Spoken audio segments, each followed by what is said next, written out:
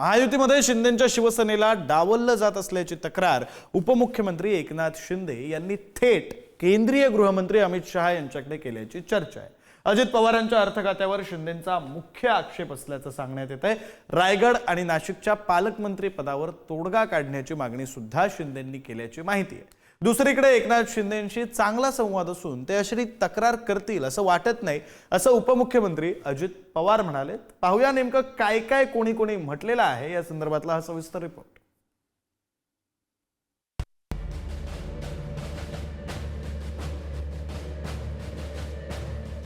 महायुतीतलं नाराजी नाट्य शहांच्या दरबारी।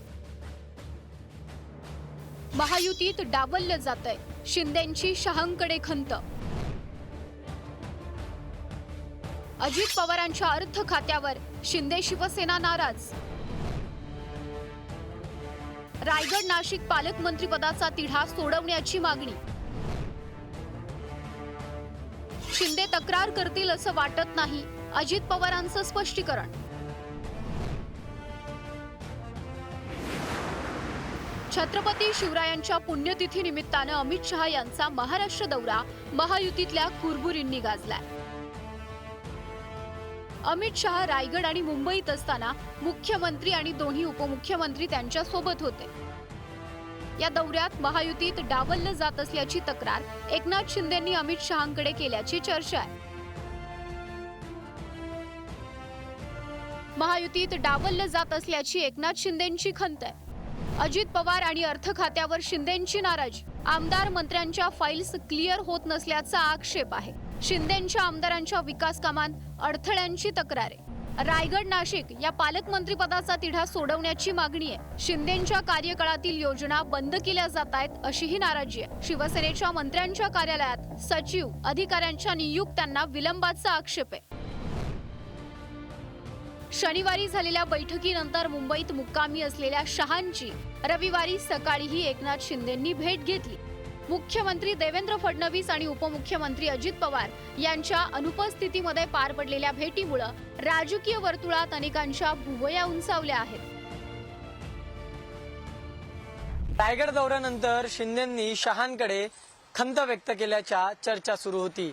मात्र उपमुख्यमंत्री अजित पवार यांनी स्पष्टीकरण देत शिंदेंसोबत संवाद सुरू आहे व ते तक्रार करतील असं वाटत नसल्याचं म्हटलंय। शहा रविवारी सकाळी भोपाळला रवाना होण्यापूर्वी झालेली ही भेट चर्चेचा विषय ठरली आहे। आता कालच मी बातम्यांमध्ये ऐकलं की मी असं म्हणालो, मग अमित भाई असं म्हणाले, हे तुम्हीच सगळं चालवताय। धुसफूस नाही, खुशखुश आहे, काही धुसफूस नाही। दादा पण म्हणाले आणि आम्ही काम करणारे लोक आहोत। काम करणारे लोक तक्रारीचं रडगाणं गात नाहीत। आम्ही रडणारे नाही, लढणारे आहोत। असेल काही ते बसून ते चर्चेतून सगळं सुटणार। रायगड दौऱ्यानंतर शिंदेंनी शहांकडे खंत व्यक्त केल्याची चर्चा सुरू होती। उपमुख्यमंत्री अजित पवार यांनी यावर स्पष्टीकरण देत शिंदेंशी संवाद असून ते तक्रार करतील असं वाटत नसल्याचं म्हटलंय। मला अमित शहा साहेब असं काही बोललेले नाही। या संदर्भात मी सकाळपासून त्यांचा टेक ऑफ मुंबईला होईपर्यंत मी बरोबर होतो, स्वतः देवेंद्रजी बरोबर होते, स्वतः एकनाथराव शिंदे बरोबर होते।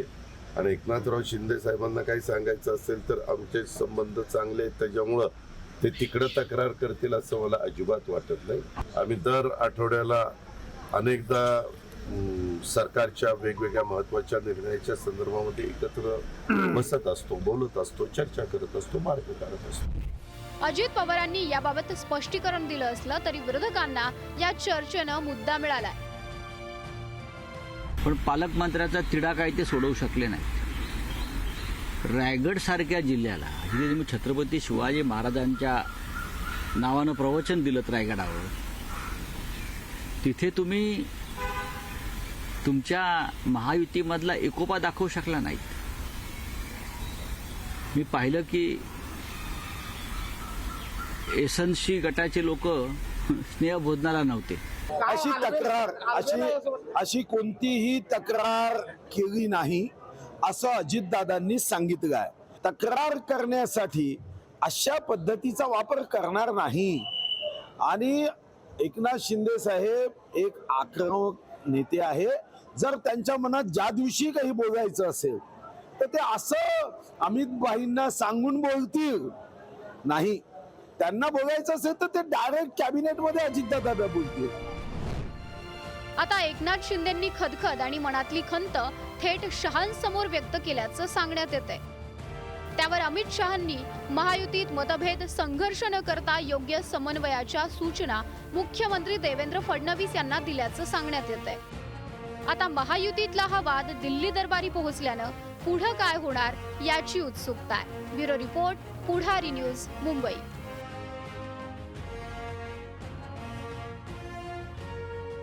Thank you.